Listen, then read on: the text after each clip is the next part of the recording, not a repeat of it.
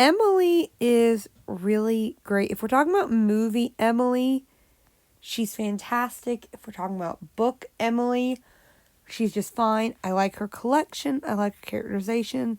Designed as a doll, she is so adorable. I love her. But yeah, much better in the movie than the book. In the book, they kind of just forget about Emily. She's kind of a throwaway character, which is weird. You think they would have done more to integrate her into the later stories?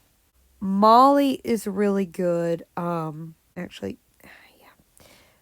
Molly, if we're talking, actually, I'm going to put Molly here because if we're talking the Molly from the movie, fantastic, love her, amazing character, I love her growth, just awesome.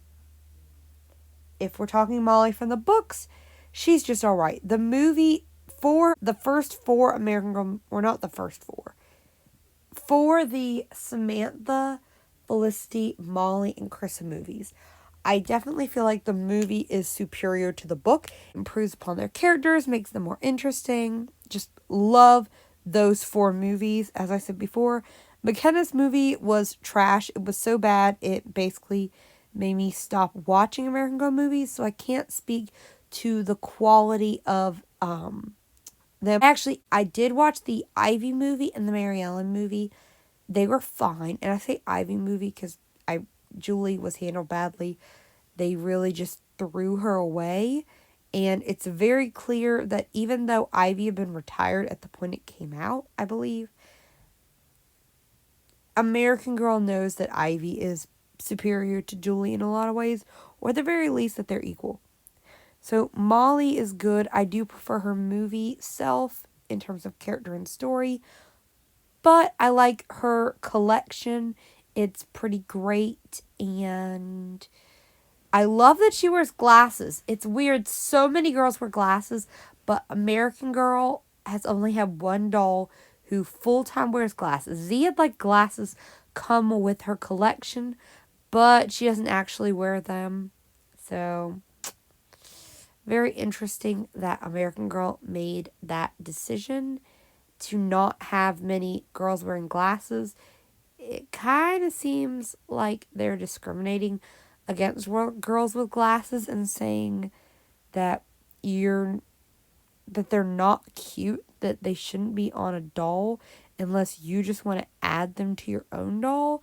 So as someone who wears glasses, it's very disappointing. But yeah, Nanea is fine. I don't have a lot of opinions about her. Actually, she's very forgettable too. She's adorable. I like a lot of, I like her meat outfit, I like her hula outfit, and I like her haluku dress. Love the haluku dress and the meat outfit. The rest of it is fine. It just is not as detailed or well made, even in terms of like her story and her character and the doll. It doesn't feel like, it feels good for Be Forever standards, if that makes sense. Actually, I take Melody back. Melody and Nanea are probably gonna go like, whoops, what's that? Right over here. Here. Nanea is a better Hawaiian doll than Kanani. I'll just say that. Yeah, I just feel like she's good. She and Melody are good for Be Forever standards, but I think had they come out during like pre-Be Forever in the late 2000s or early 2010s, very early, because I know they came out in like 2016, 2017, in like mid 2010s. If they had come out earlier, I think they would have had a much higher quality and they probably would be regarded as iconic if they had been designed by those people with the same quality and attention to detail, but they weren't, which is disappointing.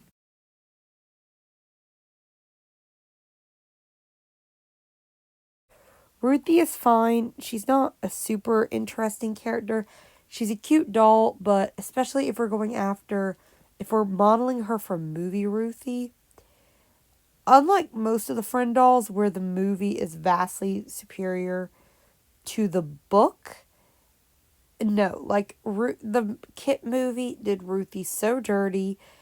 Going off of that, Sterling or Will should have been Kit's friend. And Ruthie in the books is just alright. She's not super interesting as a character, but she's fine. Kit, on the other hand, is amazing. She's one of my favorites, and not just because she was the first one I got. Kit is so cute. I love her name.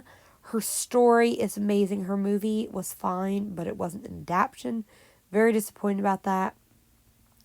Kit's collection is so adorable. I love it. She's very original. Kit's just one of the best American Girl dolls, I feel like.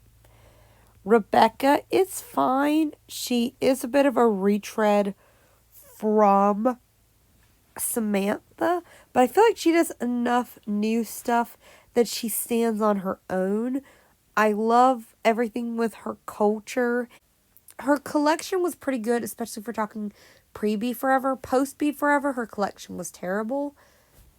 Honestly, the only thing I like about Be Forever and Post-Be Forever Rebecca is that they did do a better job incorporating her signature color purple into her design and made her bed slightly less like Samantha, but it was also not as good as Samantha, like the original bed or Samantha's bed. So that's just disappointing. Nellie is fantastic. I love her. I wish book Nellie had gotten as much screen time as movie Nellie, but otherwise, Nellie's just great. She could have been her own doll. She and Samantha could have been co-dolls like Mary Grace and Cecile. They're fantastic. Samantha is amazing. I like her name, obviously. Her collection is fantastic. And sorry my voice changed midway through the video. I just noticed that I get allergies this time of year, especially with the weather down in the south swinging wildly between freezing and hot this time of year. And it's just, destroying my sinuses. So that's why I started talking so weird about halfway-ish or near the end of the video. But yeah, Samantha in the movie, she is iconic and fantastic. Probably the best doll, especially for her collection. If we're going off the book, it's just fine. She's fine. Her story is not as structured in the books, and there's some stories that are more forgettable. I just like how the movie handled everything better. But her collection, honestly, is one of the top 3 for the brand. And I'd still probably say she's one of the top 3 American Girl dolls. I adore her. Addie, I'm going to put her slightly below Samantha because even though her book story is superior, Samantha did have the amazing movie, and her collection is just more fun and bigger than Addie's. So Addie is honestly amazing. Her books, like her story, is the best out of any American Girl doll, but her collection's a little lacking. She doesn't stand out as much as some of them, partially because they keep making Truly Me dolls that look like her until they decided they didn't like her face mold anymore, which is sad. I just really love Addie. I just love a few of the other ones slightly more. She is pretty stinking close to, like, the perfect historical doll. Kirsten could have been a little better. Marisol is fighting me. I wish they had been more forthcoming in earlier years about her name. If you weren't following her YouTube channel, you wouldn't have known for sure that she was Kirsten. And that kind of bugs me. You know, they put a pronunciation guide for some of the dolls' books. Like Josefina's, I think, had how you would actually pronounce her name. So I wish Kirsten had that. So I swing wildly between, or like alternate between calling her Kirsten and Kirsten, because I call her Kirsten for, like, almost 14 years. And then only recently, when American Girl released their birthday video, realized that her name was Kirsten. So sometimes they screw up. But yeah, her story is just fine. I love her Christmas one. I love her collection. Some of her books are kind of forgettable, and her collection is not as fantastic as some of the other dolls, but I really like it. It's probably one of my favorites, and I do still love Kirsten. She's adorable. Cecile is probably one of the biggest examples of not the biggest, probably right about here. In terms of missed opportunities, she needed it. Her design and her book are good. Her collection was fine, and I'm going to include Marie Grace in here because I kind of have to talk about them together. The problem is the two of them were treated like one joint doll who was not of great quality instead of two really unique and interesting dolls. And Cecile just happens to be slightly better designed than Marie Grace. I do like Marie Grace's face mold, but she didn't have that much stuff. Cecile, honestly, she got a parlor desk. I don't remember if the bed is officially hers or Marie Grace's.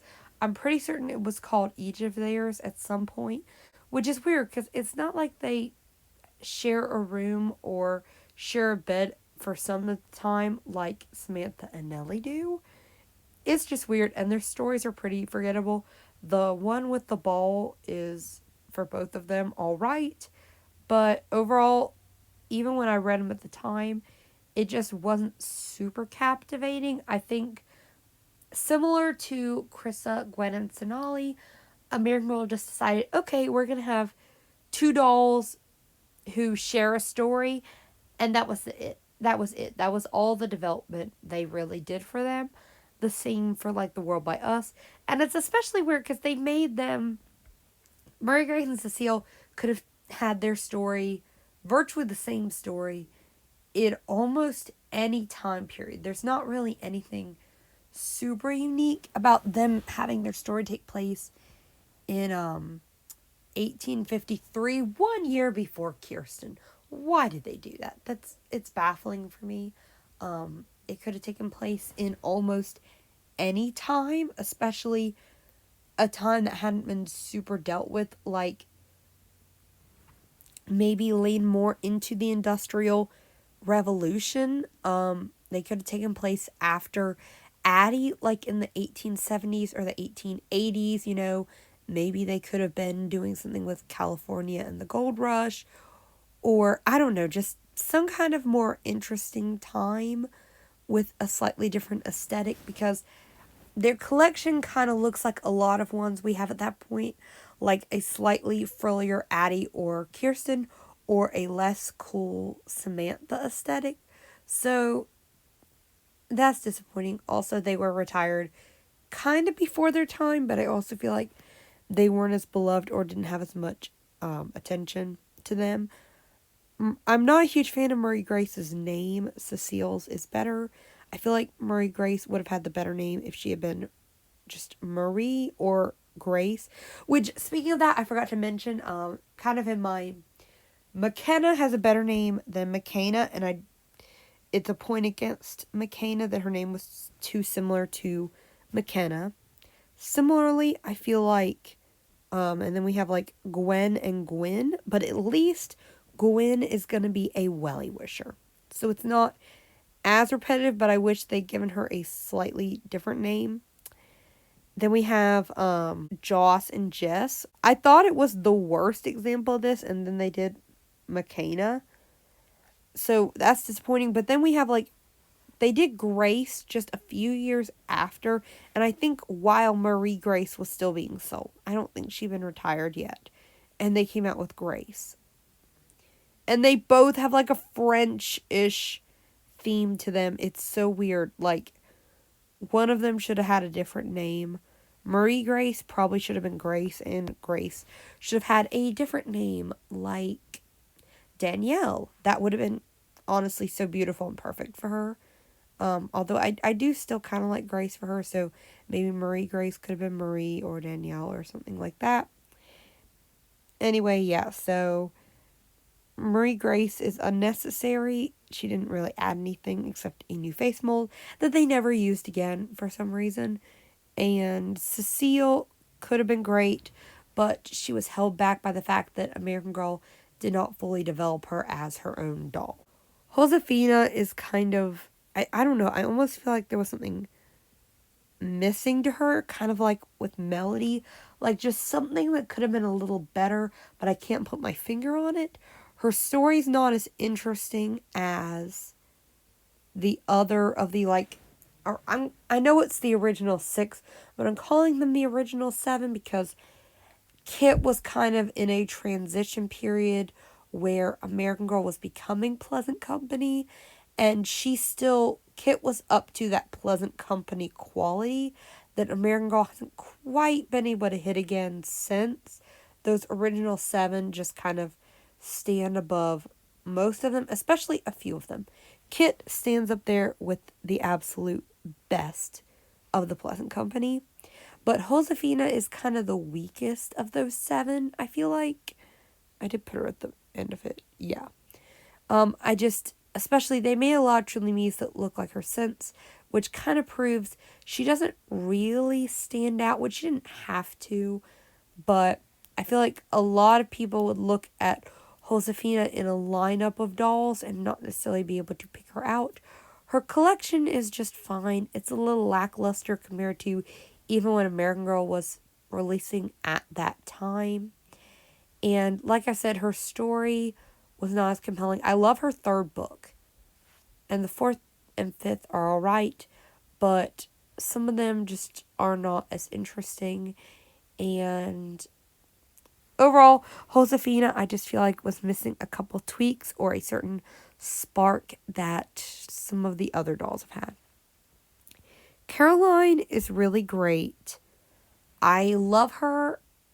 In some ways, I wish they had done more to distinguish her from Felicity and Elizabeth, because she kind of looks like physically a combination of the two.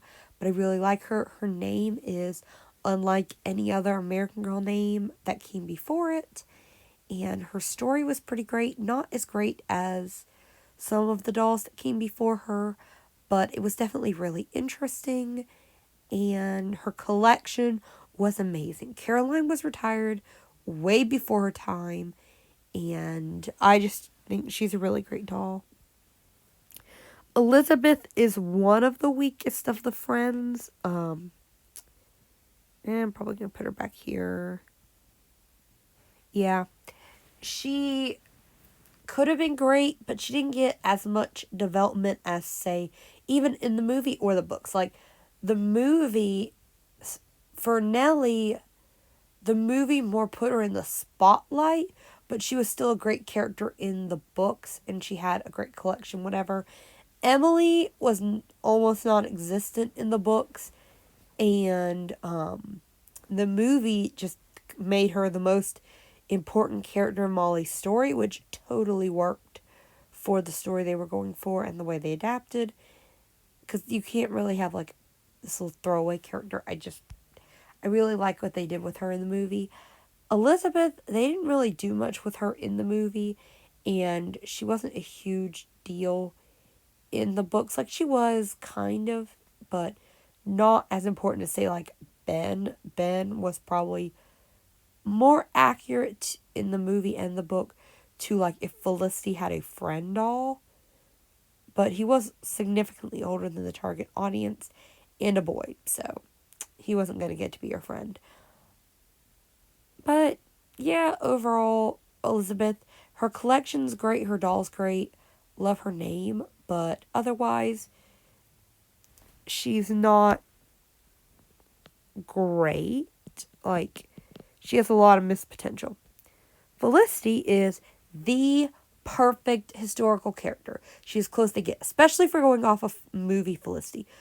The movie is the perfect adaptation to Felicity's story, but it also proves that the books are great because they took almost everything from the books and put it in the movie. They basically adapted the first 3 books, the 5th and the 6th book, in almost their entirety. They did remove certain things like Polly, and they really minimized William's inclusion.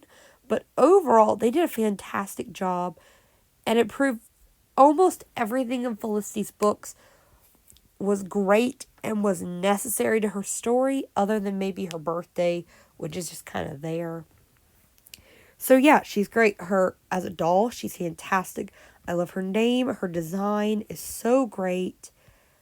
Her collection is fantastic. Honestly, it sets the bar. Her canopy bed, her dresses, the carriage, the dolls, like Felicity is just on a whole other level. Kit kind of comes close.